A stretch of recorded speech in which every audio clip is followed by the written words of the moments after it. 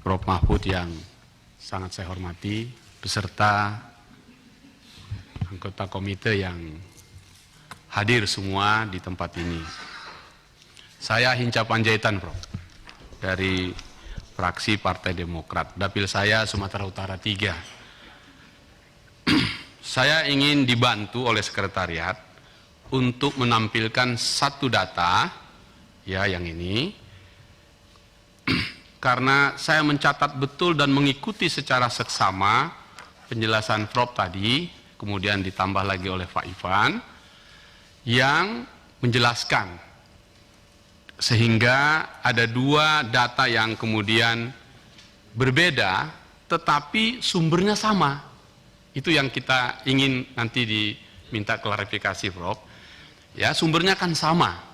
Kalau kita baca dari penjelasan Prof tadi sudah kita dapatkan angkanya, 3 klaster dan seterusnya. Nah, kalau penjelasan Ibu Menteri Keuangan itu dengan data ini, kalau saya coba membantu membaca ini, ada 300 surat yang dikirimkan. Pertanyaan tadi, apakah surat-surat yang tadi Prof sampaikan dengan cepat tadi itu termasuk yang 300 surat ini atau lebih gitu, atau sama gitu. Nah, dari 300 surat itu keluar angka 349 triliun. Coba dibaca oleh Kementerian Keuangan dengan membuat flowchart ini. Dengan membuat flowchart ini, maka terdapat 100 surat dikirim kepada aparat penegak hukum, total angkanya 74 triliun. Oke, itu angka dari dia. Kemudian 65 surat tentang perusahaan dan korporasi, angkanya 253 triliun. Lalu kemudian 135 surat terkait korporasi dan pegawai. Maksudnya di sini adalah Kementerian Keuangan 22 triliun. Lalu angka itu dipecahnya lagi, korporasi 18,7 triliun, sedangkan pegawai 3,3 triliun. Nah, lalu dielaborasi lagi oleh Menteri Keuangan, ini juga mungkin saya ingin klarifikasi juga ke Pak Ivan lewat Pak Mahfud, menyebut nama-nama PT ini. Ya, 11,38 triliun PTA, PTB dan seterusnya begitu. Korporasi tidak menyebut namanya tapi menyebut contoh saja. Nah, dia mencoba membaca 300 surat itu dengan seperti ini. Khusus untuk pegawai, dia sebutkan merupakan akumulasi transaksi debit kredit pegawai termasuk penghasilan resmi, transaksi dengan keluarga, dan jual beli harta untuk kurun waktu 15 tahun, terhitung 2009 sampai 2023 yang telah ditindaklanjuti. Lalu ada tulisan warna merah di situ, terdapat surat berkaitan dengan clearance pegawai yang digunakan dalam rangka mutasi promosi atau fit and proper test. Nah, begitu yang 253 triliun tadi ditambah penjelasannya oleh Pak Ivan, yaitu di situ disebut berisi transaksi debit kredit operasional perusahaan atau korporasi dengan transaksi terbesar 189 triliun terkait dengan tugas fungsi DJP, Dirjen Pajak, dan DJBC, Dirjen Bea Cukai. Nah, tadi Pak Ivan menjelaskan bahwa di angka ini menurut Pak Ivan itu 5 entitas, sementara menurut Menkeu itu 1 entitas. Mau nanti klarifikasi apakah benar penjelasan saya ini, biar betul-betul terbuka data kita ini. Nah, dari yang 189 triliun itu menurut Pak Ivan, ini sudah kasus kedua kali dilaporkan tahun 2019 atas nama subjek yang sama, yaitu yang pertama tahun 2017. Lalu kemudian itu angkanya 180 triliun tahun 2014 sudah pernah disampaikan. Kalau di total transaksinya 350 triliun, karena sebelumnya ada juga yang sudah ditindaklanjuti 189, sehingga totalnya menjadi 369 triliun. Saya coba tadi mencatat dengan baik dan coba menggambarkan, membandingkan ini. Lalu kemudian yang tadi kami minta tadi kepada Prof dan dikabulkan, keluar angka yang klaster yang 3 tadi. Keluarlah di situ angka yang berbeda di sini. Padahal sumbernya sama-sama dari teman-teman PPATK. Apakah memang cara membacanya yang salah atau memang ada yang salah informasinya. Misal, Menteri Keuangan berusaha untuk menjelaskan yang 300 surat itu, ya, inquiry untuk Kemenkeu-nya 139, inisiatif PPATK 61, dikirim ke APH 100, bahkan ada detailnya lagi. Nah, saya ingin konfirmasi Pak Mahfud ya, apakah memang begini membacanya sehingga berbeda dengan klaster yang kita bikin tadi 3 ini.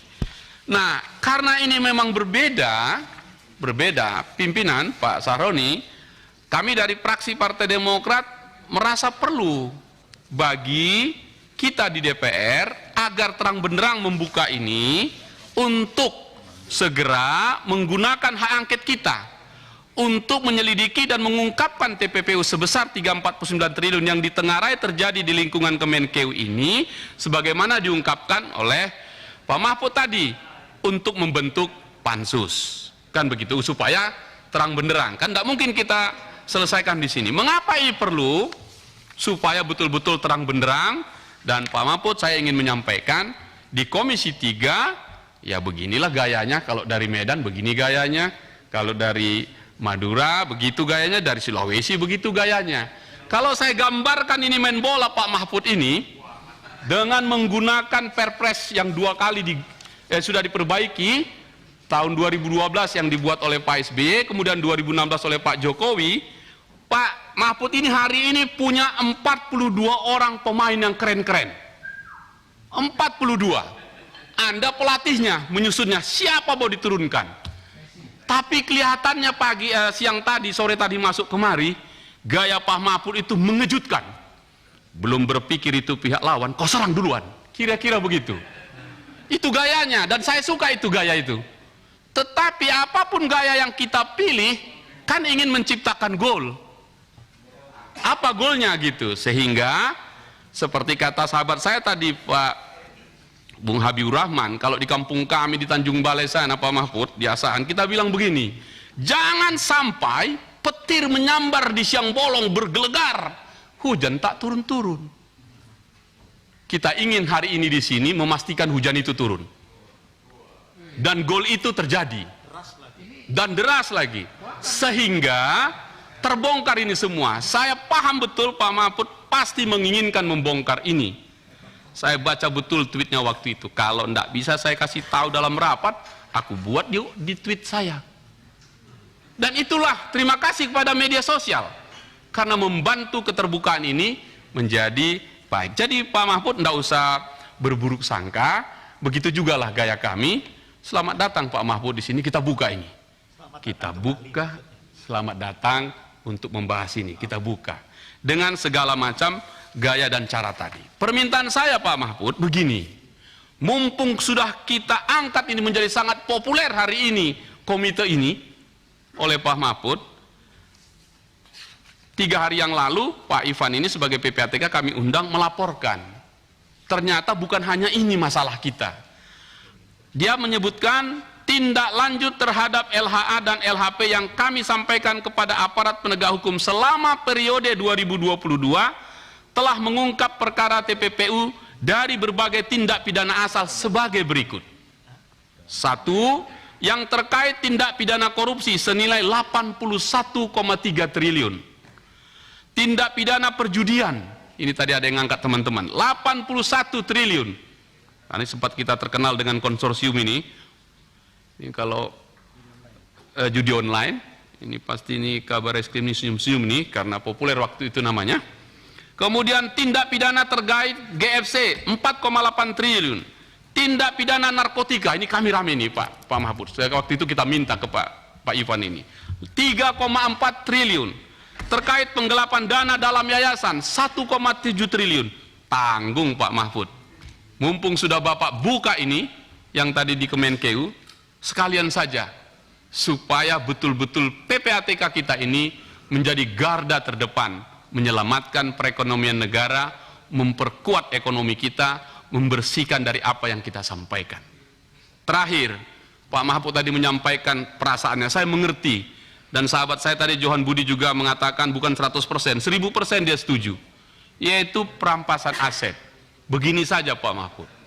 Kalau itu sudah kita anggap sesuatu yang super penting, yang dalam bahasa konstitusi disebut kegentingan yang memaksa.